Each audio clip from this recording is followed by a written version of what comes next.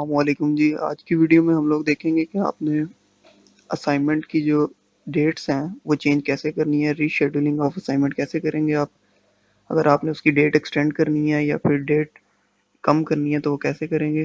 तो चलें स्टार्ट करते हैं।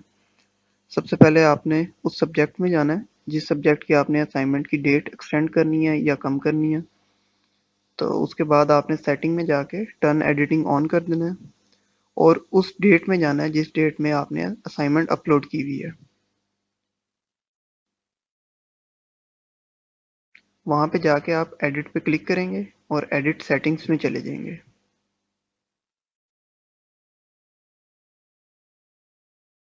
अब यहाँ पे अगर आप स्क्रॉल डाउन करेंगे तो आपके पास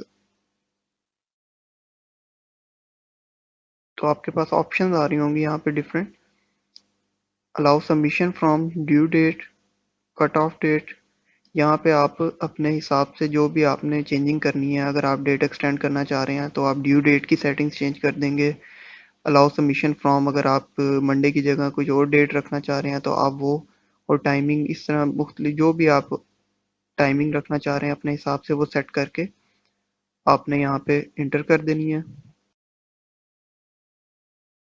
अगर आप स्क्रॉल डाउन करें थोड़ा सा तो आपके पास ऑप्शन आ रही होती है कि maximum number of upload files, ये आप पे डिपेंड करता है, आप इसको 1 रखना चाहें या जितने भी रखना चाहें। इसके बाद अगर आप स्क्रॉल डाउन करेंगे तो आपके पास सेव चेंजेस की ऑप्शन आ रही है। चेंजेस पे क्लिक करके आप अपना असाइनमेंट की जो भी आपने चेंजेस किए हैं उसमें वो सेव कर सकते हैं। तो इस तरह आपकी असाइनमेंट की जो रीशेड्यूलिंग है वो हो जाएगी।